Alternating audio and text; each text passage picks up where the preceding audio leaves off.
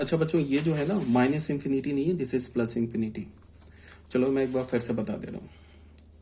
जैसे यहाँ ध्यान से देखो, हमारे पास फंक्शन क्या था, y is equal to F x is equal to 1/x। यहाँ पे क्या था, x belongs to r minus 0, ये था ना हमारे पास फंक्शन। तो तुम ऐसे देखो, ये हमारे पास 0 है, तो x का वैल्यू हम लोग क्या करेंगे, एक बार 0 के क्लोज रखेंगे राइट हैंड साइड पे, एक बार 0 के क्लोज रखेंगे लेफ्ट हैंड साइड पे, एक बार x को हम लोग ले जाएंगे पॉजिटिव इन्फिनिटी, एक बार x को ले जाएंगे नेगेटिव इन्फिनिटी, और y का बिहेवियर देखेंगे कि y किस तरह से चेंज हो रहा है। ठीक है ना। तो सबसे पहले हमने क्या किया कि मान लो कि x का वैल्यू 0.001 रखा, तो यहां से हमें y क्या मिल गया, y मिल गया 1 10 100 1000 मिल गया। x का वैल्यू 0.01 रखा, तो यहां से हमें y क्या मिल गया, y मिल गया 100। x का वैल्यू हमने 0.1 रखा, तो यहां से y क्या मिल गया 10। तो ये बताओ सबसे क्लोज कौन सा नंबर होगा, 0 के राइट हैंड साइड से ये नंबर होगा, सबसे छोटा है, उसके बाद ये होगा, उसके बाद ये होगा। सपोज डेट कि हमारे पास 0.001 यहाँ पे कोई पॉइंट है, 0.01 यहाँ पे पॉइंट है एंड 0.1 यहाँ पे पॉइंट है। तो तुम ऐसे देखो, 0.1 से हम आए कहाँ पे, 0.1 पे क्या वैल्यू है 10, 0.1 से हम आए 0.01 पे, वैल्यू क्या हो गया 100। उसके बाद कहाँ पे आ गए 0.001 पे, वैल्यू क्या हो गया 1000। और क्लोज जाएंगे तो 0.0001 पे जाएंगे तो क्या वैल्यू हो जाएगा 10,000। तो हमें क्या पता चल रहा है, इस ऑब्जर्वेशन से क्या पता चल रहा है, x is tending to 0 plus. ऐसे लिखने का क्या मतलब है कि x 0 को अप्रोच कर रहा है, मतलब हम x की वैल्यू क्या ले रहे हैं, 0 के क्लोज ले रहे हैं बट ग्रेटर देन 0 ले रहे हैं। तो ये क्या इंप्लाई करेगा, y is tending to plus infinity. ठीक है, अब एक बार फिर क्या करते हैं, हम x का वैल्यू -0.01 लेते हैं, तो यहां से हमें y का वैल्यू क्या मिल गया, -0.01 लेते हैं, तो y का हमें क्या वैल्यू मिल गया -1000। एक बार x का वैल्यू लेते हैं -0.01, तो यहां से y का वैल्यू क्या मिल गया -100। फिर एक बार x का वैल्यू लेते हैं -0.1, तो यहां से y का वैल्यू क्या मिल गया हमें -10। तो अब जरा तुम बात को ध्यान से देखो, ये जो -0.01 जो है ये x के ज्यादा क्लोज है, सबसे क्लोज होगा, यहाँ पे कोई पॉइंट होगा -0.01। उसके बाद क्या होगा -0.001 यहाँ पे होगा, -0.01 इससे थोड़ा आगे होगा, -0.1 यहाँ पे होगा। तो अब तुम ऐसे देखो, जब हम x को 0 की ओर ले जा रहे हैं from the left hand side, मतलब x को इंक्रीज करके 0 की ओर ले जा रहे हैं, तो y का बिहेवियर देखो। सबसे आगे यहां से फिर हम लोग कहाँ गए, सबसे आगे हमारे क्या पास क्या है -0.01। उसके बाद और क्लोज गए, ये वाला पॉइंट क्या -0.01, ये पॉइंट है -0.1। उसके आगे गए तो क्या मिल गया हमें -0.01, तो वैल्यू क्या हो गया -10 से -100 हो गया। और क्लोज गए तो क्या हमें मिला -0.001, तो वैल्यू क्या मिल गया -1000। तो यहां से हमें क्या पता चल रहा है, इस ऑब्जर्वेशन को देख के क्या पता चल रहा है, इस ऑब्जर्वेशन को देख के हमें यह पता चल रहा है कि अगर x जो है वो अप्रोच करे 0 को लेफ्ट हैंड साइड से, देन y किसे अप्रोच करेगा, -इन्फिनिटी को। ठीक है, y -इन्फिनिटी को अप्रोच करेगा। अब तुम ऐसे देखो, अगर हमने x का वैल्यू 100 ले लिया, तो यहां से हमें y का वैल्यू क्या मिल गया 1/100। 1/100 क्या हो गया 0.01 हो गया। x का वैल्यू अगर हमने 1000 ले लिया, तो हमें y का वैल्यू क्या मिल गया 1/1000।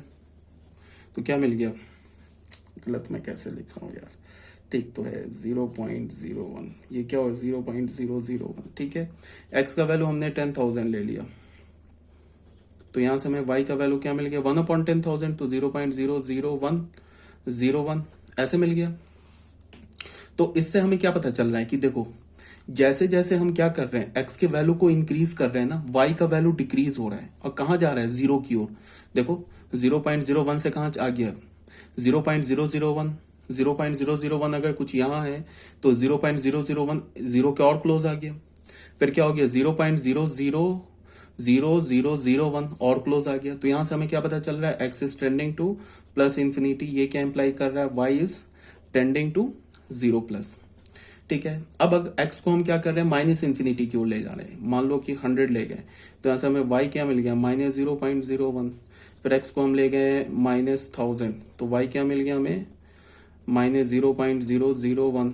x को और ले गए -10,000, तो हमें y की वैल्यू क्या मिल गई, -0.0001। तो यहां से हमें क्या पता चल रहा है, जैसे ये देखो सबसे दूर पॉइंट कौन सा होगा, ये वाला पॉइंट होगा, ठीक है, सबसे दूर। तो -100 के बाद हम लोग आ गए -1000 पे, x को यहाँ पे माइनस कुछ 100 होगा, फिर आ गए -1000, यहाँ पे कुछ होगा, फिर -10,000, यहाँ पे कुछ होगा। तो जैसे जैसे हम x को ना, जैसे ये देखो, जैसे जैसे हम x को क्या करते जा रहे हैं, x को हम जैसे जैसे डिक्रीज करते जा रहे हैं, y वैसे वैसे क्या होता जा रहा है, इंक्रीज होता जा रहा है, y वैसे वैसे इंक्रीज हो रहा है। अगर हम x को डिक्रीज कर रहे हैं, ठीक है, -∞ की ओर ले जा रहे हैं, तो अगर हम x को -∞ की ओर ले जा रहे हैं तो y का वैल्यू क्या हो रहा है, डिक्रीज नहीं हो रहा है, y का वैल्यू इंक्रीज हो रहा है। जैसे तुम देखो -100 पे क्या है, -100 पे y का वैल्यू क्या, -0.01, ठीक है। और हमने क्या किया, उसके बाद हमने -100 से -1000 पे ले गए, तो y का वैल्यू क्या हो गया, -0.001। तो ये -0.01 से कहाँ आ गया y, -0.001। तो y का वैल्यू क्या हुआ, y का वैल्यू अगर हम क्या हो रहा है, y का वैल्यू इंक्रीज हो रहा है। देखो अगर ये माइनस हटा दोगे ना तो कौन सा वैल्यू बढ़ा है, ये 0.01 बढ़ा है, तो माइनस लगा दिए तो ये छोटा हो गया ना, तो उसके बाद ये छोटा हो गया। अब ये माइनस दोनों से हटा दो तो कौन सा वैल्यू बढ़ा है, वैल्यू तो 0.001 ग्रेटर है ना 0.0001 से। तो अगर माइनस लगा दे तो फिर क्या हो जाएगा, ये वैल्यू छोटा हो जाएगा।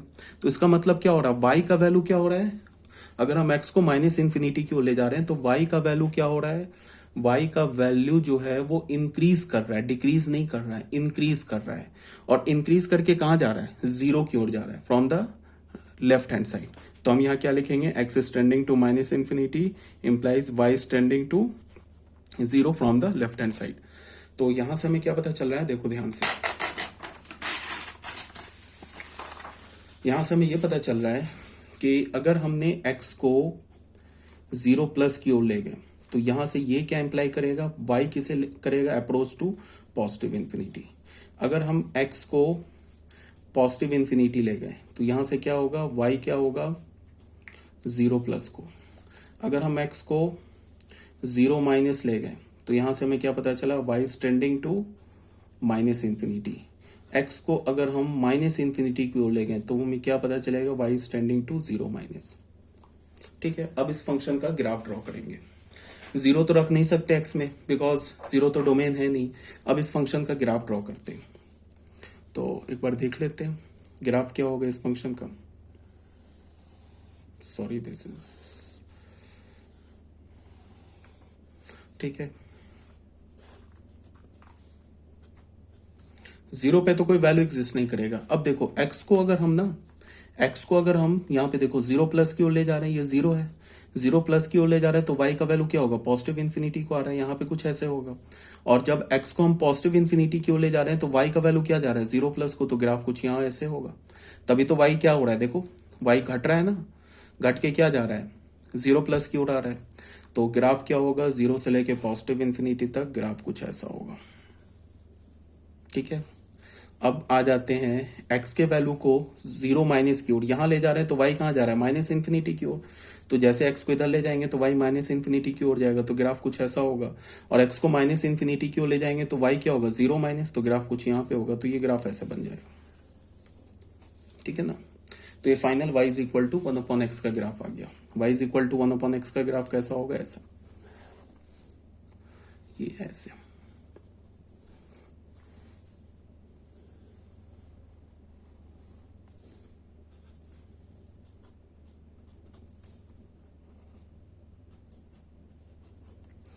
देखो बच्चों, ये x है ना, x को हम ऐसे करके ना, देखो 0 की ओर ले जा रहे हैं राइट हैंड साइड से। तो देखो y का वैल्यू यहाँ पे है, और जितना ले जाओगे ना 0 के क्लोज, नंबर का तो कोई एंड है नहीं, तुम इन्फिनाइट टाइम तक 0 के क्लोज ले जा सकते हो। तो y का वैल्यू देख रहे हो बढ़ रहा है, पॉजिटिव इन्फिनिटी की ओर जा रहा है। यहाँ पे जो वैल्यू है, जैसे जैसे हम x को ना 0 की ओर लेते जा रहे हैं राइट हैंड साइड से, y का वैल्यू इंक्रीज हो रहा है। और कहाँ जा रहा है, पॉजिटिव इन्फिनिटी की ओर। अब जैसे देखो हम x के वैल्यू को पॉजिटिव इन्फिनिटी ले जा रहे हैं तो y का वैल्यू देखो डिक्रीज हो रहा है, यहाँ पे कुछ वैल्यू होगा, और यहाँ ले जाएंगे तो नीचे यहाँ पे कुछ वैल्यू होगा। तो y का वैल्यू डिक्रीज हो रहा है, लेकिन जा रहा है किधर, 0+ को ही जा रहा है।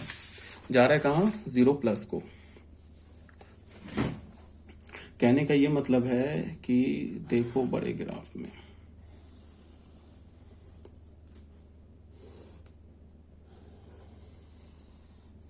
देखो x के वैल्यू को यहाँ रखा तो y का वैल्यू कुछ यहाँ से ऐसे हम देखेंगे ना, ये है ना y का वैल्यू, x को और क्लोज ले गए तो यहाँ से y का वैल्यू यहाँ हो गया, देखो बढ़ गया।